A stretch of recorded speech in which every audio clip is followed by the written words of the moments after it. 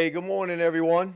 Welcome to another episode of The Wake Up Call, your wake up call. This is Dr. Jeff LaCure, and today I'm going to get back to my roots a little bit. Why I started this podcast to begin with, which was to give you a lot of emotional, physical, intellectual health ideas. I wanted you to be healthier. I don't think there's a lot of shrinks out there doing what I'm doing. And as I look around, we still got so many mental health issues, emotional issues, and a real crisis in America in our how people are feeling about themselves, and a real crisis in our mental health system. It is grossly understaffed, grossly underpaid, and to have to wait weeks or months to get an appointment is an absolute embarrassment.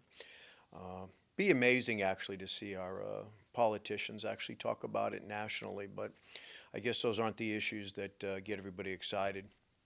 I'm not going to be overly political. I know you're shocked to hear it, but I got to be a little political. I mean, for God's sakes, Camille Harris wants to give first-time homebuyers $25,000, which is really sweet of her to do, to give away your tax dollars so someone can purchase a house or at least offset the costs of the house. And then Camille Harris, God love her, very sweet again, very kind, wants to give people free college. Imagine how people who didn't go to college, who are out there working really important blue-collar jobs, you think they're thrilled their tax dollars going to fund you college student who's majoring in philosophy, women and gender studies, or sociology? No, they're not thrilled about it. But she wants to give away your money. So you guys go ahead and feel free to vote for her. She'll give away your money. But she won't talk about what I'm going to talk about today. Donald Trump's not talking about it, and I really wish they would. We're going to talk about obesity today, and we're going to talk about the causes of it. See, everybody, is already thinking, oh, we already know why people are obese. Well, you know half the story. You know half the story. You don't know the other half, but I'm going to give you the other half today. See, because this is your wake-up call, and I want you to understand not only the numbers, but the causes of obesity. Let me put it in perspective for you. In 1960, less than 1% of U.S. citizens were considered morbidly obese. What that means is you are so heavy that your body weight is now an absolute danger to your longevity. Your body weight is an absolute danger to your emotional and physical well-being. That's what it means to be morbidly obese. This isn't slightly overweight, could lose a few pounds, whatever the hell that means, right? I'm not getting into, hey, you got to lose a few pounds. I'm talking about obese. We are talking about at the point where you are no longer physically healthy. 1960, less than 1% of U.S. citizens were considered morbidly obese. Guess what it is today? I'll give you a few seconds to contemplate it. Stop cheating. I know some of you are trying to Google it right now. I beat you to it. 1 in 3. From less than 1% 64 years ago to now 33%. The British medical journal, The Lancet, actually just came out and said obesity globally is now is a more substantial health crisis than hunger. Imagine that for a moment. That obesity is a more critical health crisis than hunger. And I want you to think about all the commercials that are on TV asking you to donate food, money, time to help offset hunger in this country and other countries, which is admirable and important work and needs to continue. And yet the very next commercial is going to be for some processed food item. And so we have dual crisis now. We have some people in the world, and including in our own country, who don't have enough to eat. And then we have now a third of the U.S. population is using food as a toxin, as a drug. Quite frankly, the numbers are a lot higher. So you know why obesity is growing, no pun intended, in this country. I want to give you some more stats, and then we'll talk about the other half, the other reason why it's growing so fast. As a result of obesity in our country, diabetes is off the charts. Diabetes used to be something that was rare. Now diabetes is expected. It was rare, really rare for children to be diabetic or pre-diabetic. There are some studies that suggest that 1 in 2 children will grow up and have diabetes. Think about that for a moment. And diabetes doesn't get talked a lot about, but it's a very dangerous disease. You know, the politicians are talking about, you know, on the left, on the Democrat side, hey, your insulin's only $35. Instead of talking about why people need insulin. See, diabetes is one of those diseases that, for the most part, is very preventable, right? There's some genetic links and some other things to it where no matter what your lifestyle is, you end up with type 1 potentially. But type 2 diabetes is by and large really preventable. And I bet a lot of people in our viewing audience know somebody who has it. And it is a very, very dangerous disease that, thanks to pharmaceuticals in many ways, is being managed. I'll do a podcast on the dangers of pharmaceuticals, but please understand, you can prevent diabetes with lifestyle changes, but apparently that's not what's happening in our country. We also know that heart disease is increasing dramatically as well. Really, for the first time this decade in our history, life expectancy is now going down. Think about that, right? We're supposedly have the greatest healthcare system. We're the most educated society. List goes on and on and on and on, and yet we are now dying sooner. There's a lot of variables behind it. There's no question about it. But you don't live longer obese. Please don't email me and say, my grandmother was 94 and weighed 400 pounds and she... All right, there's outliers, but I can promise you this, she was in and out of the hospital. I can promise you this, she didn't live a healthy lifestyle. I can promise you she was probably on every medication. I can promise you she struggled to get up and down the stairs. So was she alive and breathing? Yes, but was she living? I would challenge you. Was she taking in oxygen and then kicking back out CO2? Yes. But was she alive? I don't know. I doubt it. I doubt it. So we know, right, obesity is a lifestyle disease. Sedentary, which we've become so sedentary as a country, is dangerous. It's not good for you. It's not good for your physical health. It's not good for your mental health. It's not good for your emotional health. I'll tell you, one of the healthiest things you'll ever do is take a walk without your phone. And if you really want to spice it up, go for a walk with someone you like and care about and have phenomenal conversation and release all those feel-good chemicals in the brain that just percolate through the body and you feel like doing stuff. Or you can lay down, or you can sit down, or you could be on your phone. You can be immobile. And when you do that, you tend to eat more. You tend to eat worse. You tend to eat more carbohydrates. You tend to eat more simple sugars. You tend to do things that aren't healthy for you. Movement is so very important. So we know that lack of exercise, lack of movement, which we've seen, you would think with the way people look in Hollywood that exercise would be more popular, but it's not. And by the way, how ironic is it that our lovely government and the majority of states, what did they shut down during the pandemic? Did they shut down pot dispensaries? Did they shut down liquor stores? Nope. What did they shut down? Health clubs, gyms. And we know for a fact, let me give you some scientific fact. I'm telling you this as a shrink.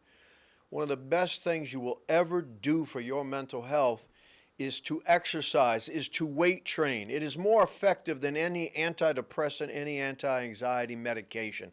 But they shut it down. And they didn't shut it down because they thought they were helping you out. They shut you down so you would be obedient. They shut you down because they didn't want you to feel good. Because if you felt good, you'd push back. Wonder why we have such an obesity problem. You got to go real deep. And I haven't even got to the underlying cause. I'm giving you sort of the symptoms of why we have obesity. Lack of exercise, shutdowns, and really, really poor nutritional habits. Really poor nutritional habits. People put garbage in their body consistently and expect to look a certain way. It doesn't work that way. By the way, you should have fast food from time to time. By the way, you should have ice cream. And if you're going to have it, I want you to have Haagen-Dazs's new flavor. It's called Heart Attack in a Tub. And that is the best flavor you'll ever have. Why do I say that? I don't want you to have a heart attack. Because if you're going to eat off rhythm, make sure you do it completely. Don't have a low-calorie Oreo because it's not satisfying. But if you eat like you have Haagen-Dazs every single day, or if you eat like you have fast food every day, guess how you look? Guess how you look? And so obesity is off the chart. Depression is off the chart. My phone continues to ring. And obesity causes depression, and depression causes obesity. They are bedfellows. They work off of each other. See, when we're depressed, we don't feel motivated and inspired to do the things that are best for us. We don't have the energy. We don't have the time.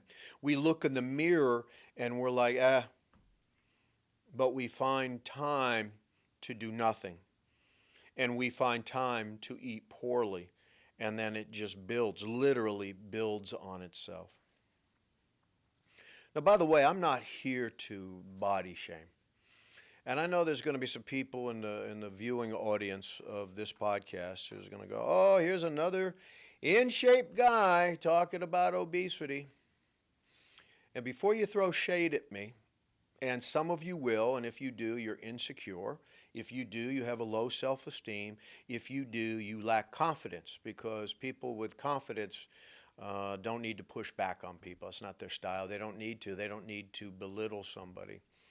But I'll tell you what, you know why I look this way? Because I go to the gym every single day. I calculated the other day in a calendar year how many times I didn't go. And it's got to be less than 5. I'm not like doing this and pat myself on the back and going, ooh, I'm better than. What I'm highlighting is I have made a commitment to my emotional health, my mental health, my physical health, and my spiritual health. And I've made a decision that I value life and I value living, and I want to be as physically capable as I can be for as long as I can be. See, when the majority of obese people, actually when every obese person looks in the mirror, they do not like what they see.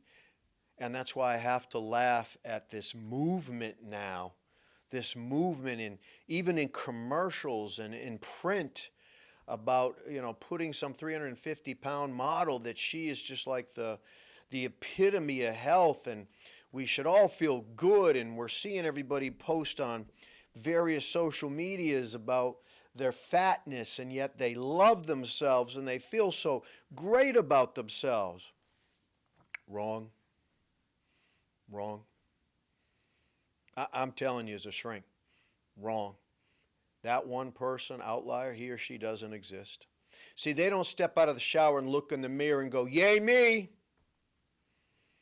They don't step out of the shower and look into the mirror and go, boy, am I highly motivated to get into the gym today, to go for a walk, to do some gardening, to play tennis with a friend, to maybe put the fork down, to maybe put healthy, clean food into my body instead of toxins. But then they're going to post something on social media that they're feeling great about themselves today. Yes, I want to separate out that they could be a great person. They can be a great person. They can be kind, and they can be caring, and they can be loving, and they can be giving, and they can be sort of an intellectual role model for people.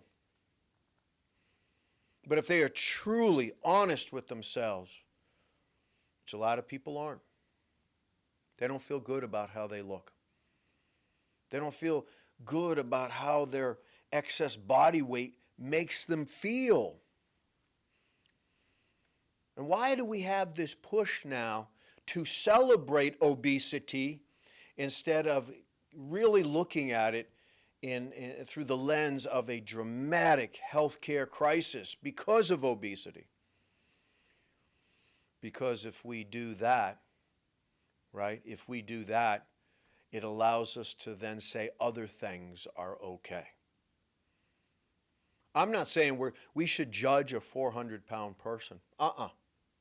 Matter of fact, when you find out why they're probably 400 pounds, you're probably going to have a little more empathy. But we should encourage all people to try to be their best selves, and you cannot be your best self if you cannot walk up the stairs anymore. It's in our DNA to move. It's in our DNA to be as healthy as we can be. It's in our DNA to be as attractive as we can be, so we mate with other attractive people so we have attractive, healthy kids. It's in our DNA. There are some studies that suggest now that when two grossly obese people have children, they have altered their DNA enough now that they are predetermined and predestined genetically to be obese. That never used to be the case. Think about that for a moment.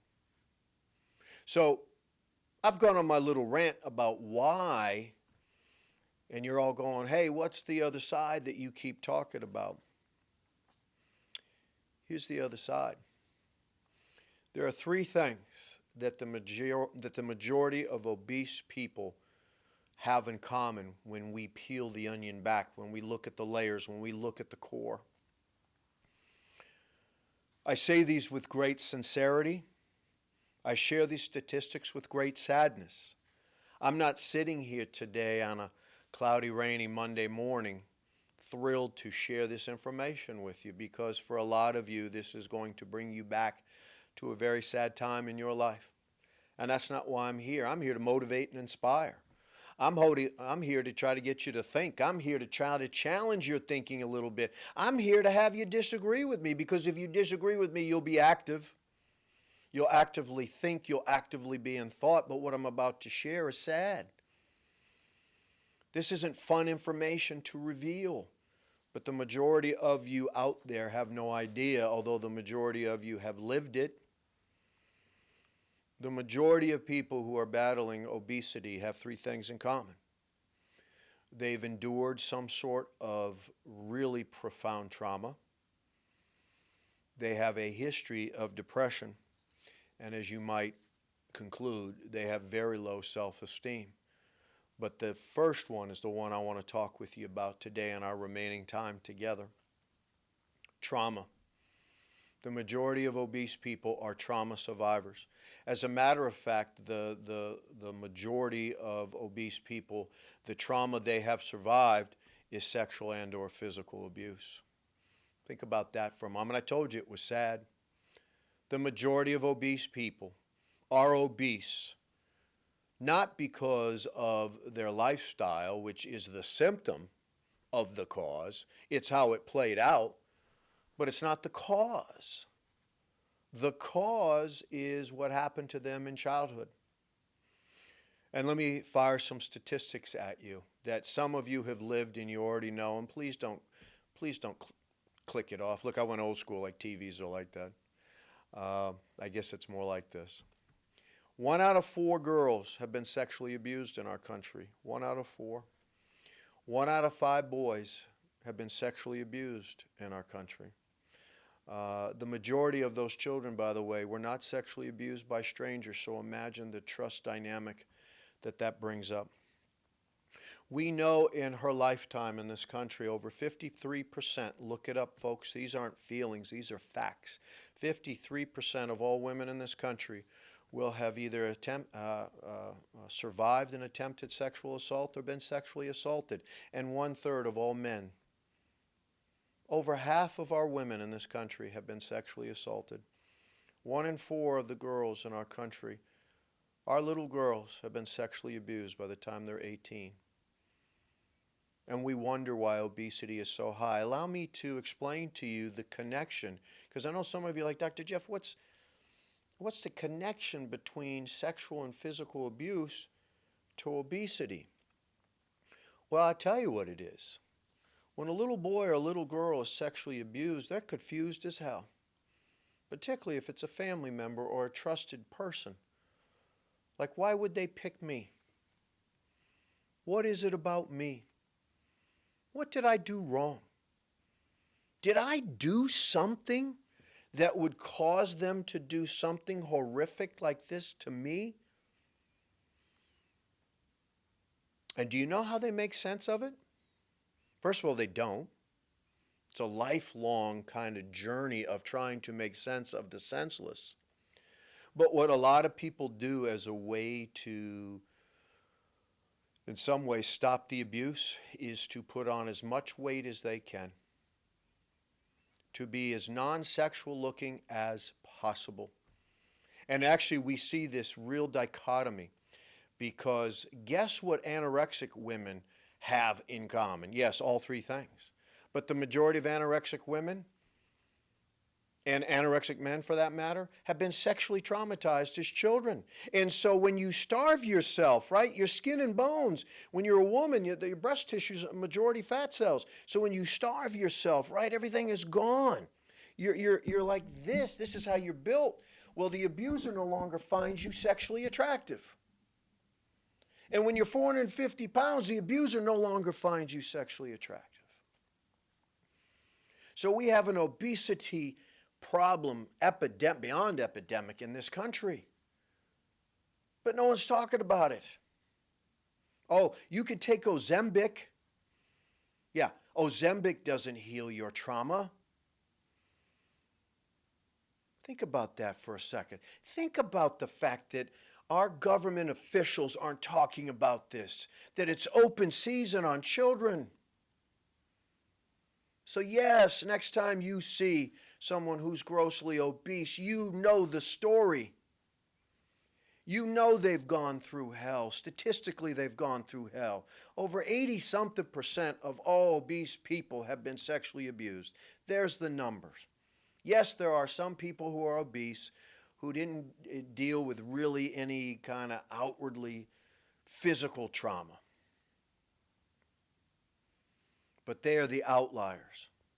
They are the exceptions to the rule.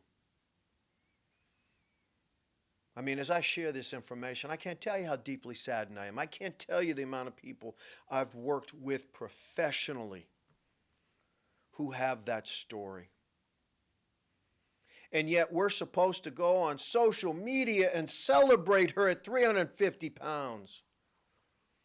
I will not celebrate the tragedy of sexual abuse.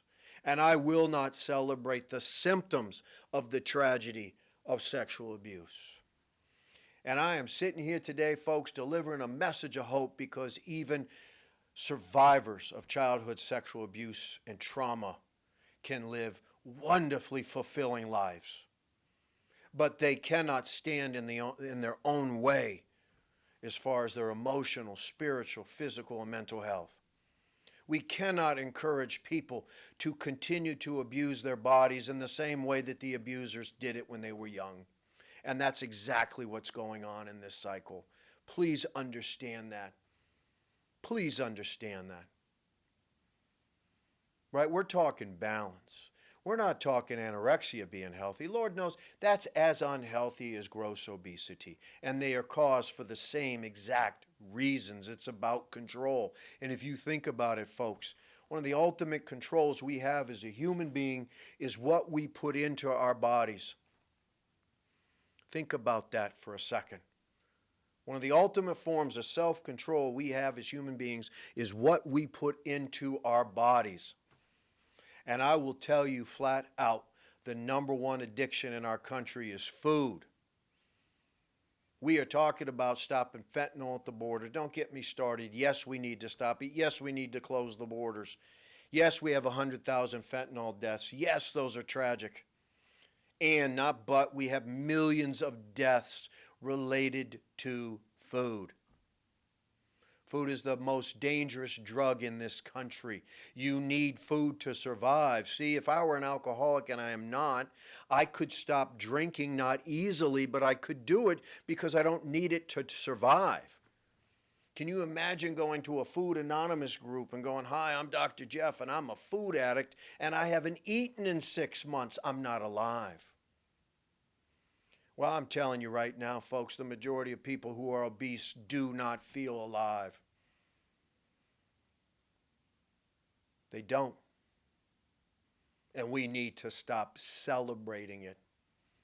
We need to stop accepting that somehow it's okay. The amount of money going into health care because of obesity is off the charts.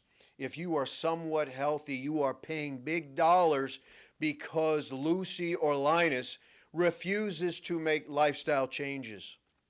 And why are they refusing to make lifestyle changes? Because when they get out of the shower, they hate what they see. And when you hate yourself, you will not do what you need to do to be healthy. Let's not pretend that they feel good. Let's not pretend that they're emotionally together. Again, I'm not saying they're not good people. I'm not saying they're not kind people. I'm not saying they're not gracious people. I am telling you they are vulnerable people. And we got to stop doing the emperor's new clothes. We got to stop taking off the mask. We got to stop pretending that everything's okay. And we need to get to the root cause of why we have so many eating disorders: anorexia, body dysmorphia, obesity, bulimia in this country. And it is rising faster in men than it even is in women. Because for men, boy, you better have a six-pack of abs. We have a lot of people now, folks, who don't like who they are. And if there's someone who's out there who's grossly obese who wants to come in studio and challenge me, and I'll do it in a really thoughtful, caring, loving way, because I know you're injured. I know you're hurting, and I will not pile on. But I will also speak the truth. As an educated man who's been blessed and privileged to be a shrink for over 35 years, I've worked with a lot of people, and I don't like this word, but I'm going to use it. They're damaged. They've been harmed, and they've been hurt, frequently by loved ones. And as a way to try to make sense of the senseless, to understand the sort of indefensible, to try to make sense of something that they can't wrap their arms around, in some psychological way they determine it must be me, and I will punish myself. I'll leave you with this story. I got the okay to share this story. I had a woman come into my office. She wanted counseling. She got referred to me from a Boston hospital. I get a lot of referrals from Boston hospitals for people who are living healthy lifestyles, yet they can't lose weight. They don't lose weight. And she was grossly obese. She might have been 5'1", and she was 5'1" this way too. And she had been on every single diet, including the Oprah diet. And she'd lose a little bit of weight, and she'd put on an extra 10. And this teaching hospital says, "We know this dude out in Holliston. He works with a lot of people around emotional weight gain." They sent her my way. And after about 3 sessions, I said to her, "What's the payoff you get from being the size you are?" Now remember, this is a 350-pound angry woman. Angry. And she said, "How can you possibly sit there and tell me there's a positive about me being 350 pounds, the payoff, what's good about it?" And I remember sitting in my chair going, "Self, this fine woman, this woman of courage, I won't see her again." I didn't regret the question. I regretted the outcome. But sure enough, following Tuesday at 12 o'clock, she was there. And she walked in. Boy, did she walk in. And she said, as you probably know, I was angry as hell at you. I said, yeah, I kind of sensed it. She said, however, I knew you were a caring man and you wouldn't ask me a question like that if there wasn't a reason. And I thought long and hard about it. And I realized why I'm 350 pounds. I didn't say why, because that's not educated shrinkdom. Why?